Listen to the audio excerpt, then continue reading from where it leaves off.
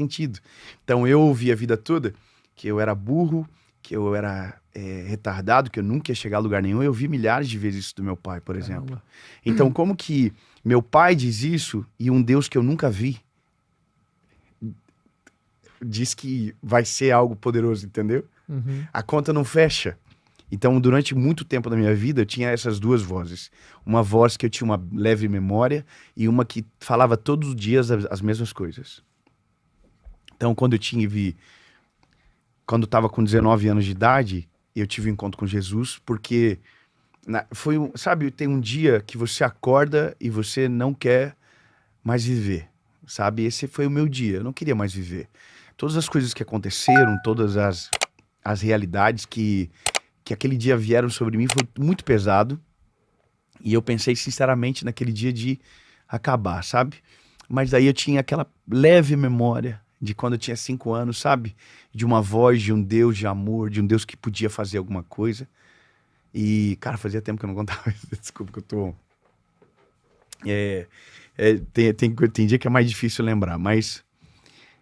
Nesse dia, cara, eu entrei dentro do meu quarto. Meu quarto não tinha porta. E eu fiz a oração mais sincera. Eu tô resumindo bastante, assim. Eu fiz a oração mais sincera da minha vida. E minha oração foi: Deus, se o Senhor é real, se o Senhor existe de verdade, eu preciso que o Senhor fale comigo. É só assim para eu saber agora. Cara, eu rasguei meu coração de verdade. E aí lembrei da Bíblia da minha mãe, que estava lá no quarto dela. Minha mãe orava muitos anos pelo meu pai, por mim também, de certo modo. E aí eu peguei a Bíblia, levei pro meu quarto, dobrei o joelho e falei: Jesus, é a única forma que eu tenho para te ouvir, é assim agora. Aí eu peguei a Bíblia e abri Salmo 116. Ama o Senhor, porque ele ouviu a minha voz e a minha súplica, porque inclinou para mim os seus ouvidos, porquanto invocá-lo-ei enquanto viver. Cordéis da morte me cercaram, angústias do inferno se apoderaram de mim. Então encontrei angústia e tristeza e disse: ó Senhor, livra minha alma. Misericordioso é o Senhor, justo ele é, ele salva. Aí eu comecei a chorar muito, porque era exatamente a minha realidade daquele dia, de tudo que estava acontecendo comigo. E Deus estava me respondendo e eu falei: Senhor, se é o Senhor mesmo que está aqui, se o Senhor está ouvindo a minha oração, fala de novo. Aí eu fechei a Bíblia e abri Isaías 60. Levanta-te e resplandece, porque já vem a tua luz e a glória do Senhor vai nascendo sobre ti. Uau. Então, daquele dia, 23 de abril de 2009, agora, vou fazer 15 anos desse dia. 16 anos, 16 anos desse dia. Então, naquele dia eu dormi de um jeito, aliás, eu não dormi, aconteceu muita coisa comigo aquela noite. E eu fiquei 3 noites sem dormir. E a minha vida mudou a partir daquele dia. Nasceu um desejo incessante no meu coração de falar para as pessoas o que eu havia vivido. E a minha primeira pregação foi o meu testemunho para 30 jovens. E ali eu comecei a viver o evangelho, o meu casamento, a Paula é minha primeira esposa, minha primeira namorada, perdão, que é a minha esposa. E eu ali, nosso namoro que estava para acabar, restaurou, tudo que estava destruído foi restaurado e a nossa vida começou a mudar a partir daquele dia. Acho que eu vi no seu Instagram uma foto de você num ônibus. Ixi, uma foto antiga, você num ônibus, falando com as pessoas. Você chegava assim, ir no ônibus, cara, eu preciso dividir com alguém. Eu fiz tantas coisas, desde de praça, de ônibus, de pegar o telefone e ligar para um número aleatório. Você fazia isso? Eu vi, porque... A gente chama em venda de cold call, né? Você quer ligação fria. Vou ligar pra um lead que eu não sei a menor ideia que é, cara. E falando nesse cold call, essa linguagem foi tão interessante porque a gente estava em alguns jovens assim na igreja na época. Eu fui líder de jovens durante muito tempo também, depois dessa experiência. E aí eu falei assim, ó, me dá um número parece coisa maluca, né? Mas quando você tá muito apaixonado, isso é muito parte da rotina, essas maluquices, porque daí você vive o sobrenatural. A maioria das pessoas não vivem mais o extraordinário porque acreditam que amadureceram a tal ponto de não desfrutar mais daquilo que só Deus pode fazer. Então a gente pegou o número de cada um e ligamos, e atendeu uma moça. E aí a menina atendeu, e quando ela atendeu, eu falei: oi, tudo bem? Aqui é o Dave. Ninguém sabia quem eu era.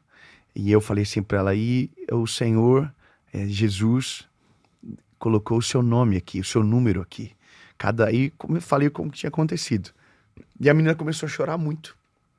E ela falou, eu acabei de levantar de uma oração pedindo para que Deus me respondesse. Uau! Porque eu não me sentia amada por Jesus. Olha isso, cara. Aí nós tudo chorando, imagina, porque de fato Deus estava respondendo ela. Mas a nossa disponibilidade de fazer algo que ninguém tem coragem de fazer, né, normalmente, fez com que isso fosse possível na vida dela. Então esses testemunhos, eles são muito poderosos, né? Então tudo começou nesse 23 de abril de 2009. E aí, pode ter gente que tá pensando assim, cara, mas eu tô com meu joelho dobrado. Eu não tô ouvindo nada. Ou eu fiz tudo isso e nada aconteceu. Existem coisas que a gente precisa saber o seguinte. A experiência, ela não é uma doutrina. A experiência, ela é uma experiência. Uhum. Deus pode fazer com você de uma maneira, Deus pode fazer comigo de outra forma. O que seria uma doutrina bíblica? Deus sempre ouve. Deus sempre ouve. Isso é uma doutrina. A gente pode ter a certeza que nós vamos orar e o Senhor vai nos ouvir. Ele sabe de todas as coisas. Não tem como Deus não saber. É lutar contra a própria existência de Deus. Agora, qual é a questão? O tempo de resposta está conectado ao processo e ao plano de Deus. E isso às vezes a gente não sabe. E, às vezes não. A gente nunca sabe. A gente nunca sabe o que vai acontecer. Então, por exemplo, tem pessoas que a gente já viu que Jesus curou numa oração. E teve gente que Jesus não curou. Então existem coisas que a gente nunca vai saber. E é talvez aqui que mora a maior inquietação da nossa fé. Porque a inquietação da nossa fé repousa onde a gente não consegue, de fato, explicar algumas coisas. Então, por exemplo, por que Deus responde ele e não me responde? Ou por que Deus fala com ele e não fala comigo? Agora, talvez a forma de você resolver é, como é que você tem certeza que Deus não falou com você? Sabe? Será que Deus já não falou e você, porque não queria aquela resposta, disse que não foi Deus porque não era o que você queria ouvir? Né? Então, são milhares de caminhos, às vezes de problemas que a gente acaba criando para si. Por isso que a fé saudável é a fé que confia de maneira plena que Deus está fazendo. Salmos 37:5 diz, confia o teu caminho ao Senhor, entrega o teu caminho ao Senhor, confia nele de todo o teu coração. Então, a gente não pode ser refém de absolutamente nada, apenas confiar que Deus está no controle. E aí dentro desse caminho da nossa vida, a gente vai chegando a lugares que a gente não chegaria de maneira desconfiada ou buscando por experiências o tempo todo. Quando a gente aceita ao Senhor Jesus, né? Quando a gente quer sinal em tudo, né? Tudo a gente quer um sinal. Não, se o Senhor tá comigo, tem que piscar a luz. Sabe, essas coisas que são muito conectadas a uma fase. Por isso que o relacionamento, ele vence essas fases. Concordo. Se você conhecer a sua esposa, né? Lá no Legendários, que acho que eu até já havia visto ela, mas você não precisa falar com ela todo dia pedindo para que ela te prove que ela te ama. Porque o fato de ela estar com você, isso já é uma prova de amor muito grande. Então, um amor maduro não precisa de provas, de manifestações a cada 10 minutos. Você confia que ela ama você. Entende? Com Deus é um relacionamento com Deus saudável. Você não vai precisar ficar cavando provas ou experiências em todo momento. Porque o relacionamento produz essa maturidade de você descansar. Porque senão você não descansa. O tempo todo você está duvidando. Será que Deus está comigo? Será que Deus está, sabe? Então, a maturidade do relacionamento me leva para um lugar onde eu descanso que Deus está cuidando de todas as coisas. Se você gosta de vídeos como esse, que vão te ajudar a elevar seu nível de consciência, então deixa o like, se inscreva no canal e até o próximo vídeo.